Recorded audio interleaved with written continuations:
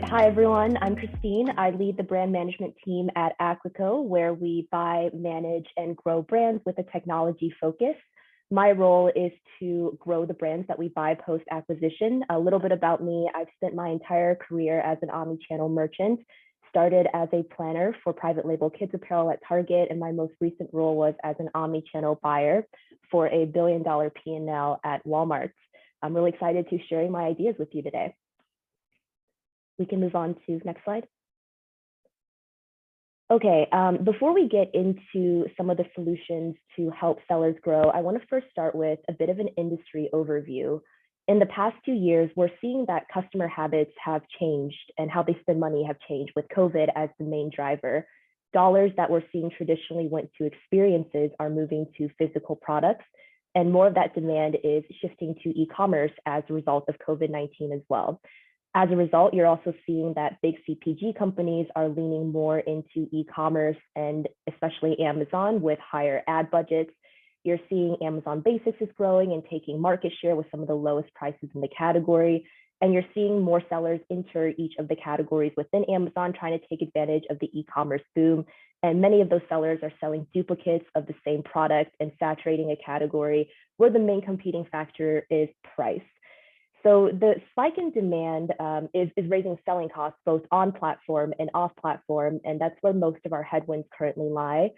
On Amazon, we're seeing that there's a rise in PPC costs and FBA fees increasing, with the most recent 5% fuel and inflation surcharge.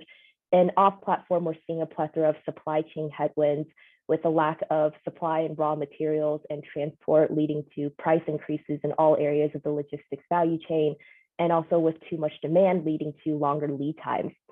And as we're moving away from COVID, we're seeing already that in a lot of categories, the demand isn't quite what it was in 2020. There's still more demand than pre-COVID, but the market share to ASIN ratio is a lot smaller with the increase in saturation of competition.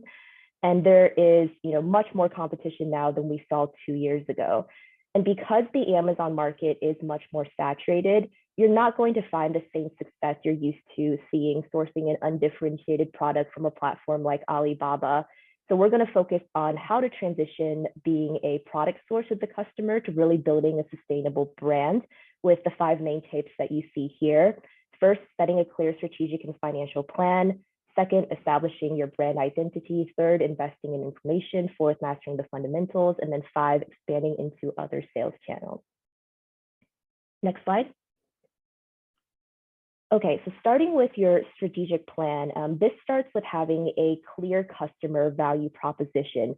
Why is someone buying your product versus other similar products? And you may not have a clear value proposition right now and need to build one. You can do that by looking at some of your strengths and opportunities compared to the rest of the market and evaluating what's the current draw of the products that you're currently selling right now. Could it be unique graphics? Is it because you have a patent on the design of the product? Could it be more reviews and higher star ratings because you entered the category earlier and you have a great relationship with the manufacturer and you can focus on quality? The answer that you want to shy away from here is because you have the lowest price. That's generally not sustainable. You're not going to have the economies of scale as an independent seller compared to a CPG or Amazon Basics or even a manufacturer to sustain that. So build your strategy around your brand's true value proposition and educate your customer on this through content and ads, and expand your brand portfolio based off of whatever value proposition you decide on. After you nail down your strategic plan, you want to move on to thinking about your financial plan. And the further advanced and more detailed your financial plan is better. Planning in this stage is especially important for combating external forces like the supply chain headwinds we're seeing. Factories, freight forwarders, all of the other players in this space, they're looking for stability as well. And right now, more than before, they're willing to enter in more long-term agreements and can better accommodate you if you know what you need in the future. So the further out you can plan in advance and give visibility to your partners, the more stability your business will see in the long term. Moving on to the next slide. After you've secured your strategic value proposition, the next step is to establish your brand identity. And I think this is the biggest low-hanging fruit that I see among sellers. First point of this is registering for Amazon's brand registry, where all you need is a pending trademark, which only takes about 1 to 2 weeks.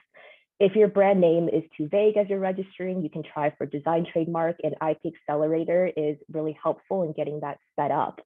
With brand registry, you have an access to multiple tools that help you grow your brand. Brand analytics is one of my favorites. It's one of our tools that we use for keyword research, the ability to add A+ content to tell your brand story. This is only available if you have a brand registered brand. And then my personal favorite is sponsored brand campaigns, especially in video ads.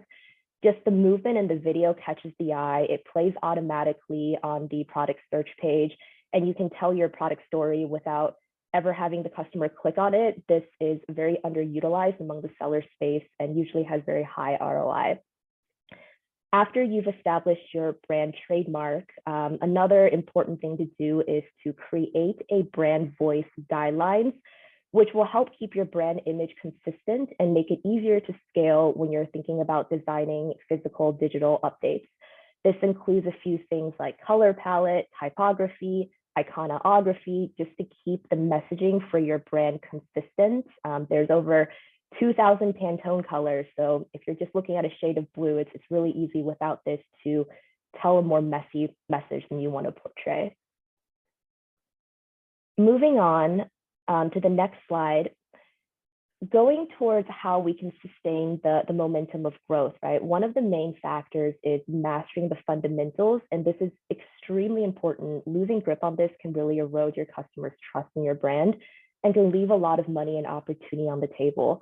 The key here isn't just to have a checklist of things to do, but to constantly be revisiting your fundamental product maintenance strategies based on how the market is changing and the customer is changing.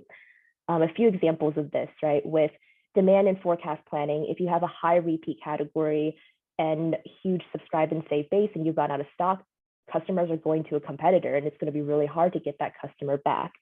When it comes to quality control, right? If you are not keeping a good eye on your QA and your suppliers cutting corners, you could lose your visual star rating or drop your visual star rating. And this could also lose you a lot of customers in this space. A few other examples when it comes to customer service. If it's not clear how to use your product, if you don't have good customer service, that could cut into your return rates and grow your return rates. And now that shipping is increasingly more expensive, it's good to continuously QA your products. You may be able to save on packaging and make that more efficient and save on shipping in the long term. So these little things, they may seem, smaller maintenance tasks in the short term, but they add up. And these are just a few examples of how mastering the fundamentals could really either help your brand grow and help customers recognize that you are a dependable, reliable brand, or it can help customers really lose trust in your brand and really erode your brand equity. Moving on to the next slide, investing in information. This is an investment in technology, but it's not just a monetary investment, it's a time investment too, in terms of how you're tracking, learning from your information and learning from what works and what doesn't work. There is so much information out there that can help you make informed decisions as a seller before doing big investments like launching a new product or significant content updates. A lot of A/B testing tools out there, crowdsourcing opinion tools. You can build and utilize your customer list by adding an insert in the product and reaching out to them for their opinions. All really good tools to help you understand big decisions before you go out and execute them. Also tools that are helpful with keyword research, understanding the market size, competitor research. Definitely take time in gathering that information, creating standard operating procedures of how you dice that, and record your learnings. These tools are very helpful, but not perfect. And there is an amount of time that needs to be put into really getting comfortable with them and learning these tools. But if you're recording your learnings over time, you'll recognize that there's a pattern in terms of what works and what doesn't work for your business, and it can help you refine your SOPs for the future. Moving on to the final pillar, considering other sales channels. So although the US market is the biggest channel, Canada, EU, and UK are super low hanging fruits, often with less competition than the US. And you're not starting from zero because you can migrate your listing reviews over. These are opportunities that you should definitely consider if you haven't already. Additionally, something that's not so much talked about, but a very feasible channel to go into is additional retailers like Walmart.com in the US. A lot of other retailers or traditionally brick and mortar retailers are investing really heavily in e-commerce with their own versions of FBA, with their own versions of AMS.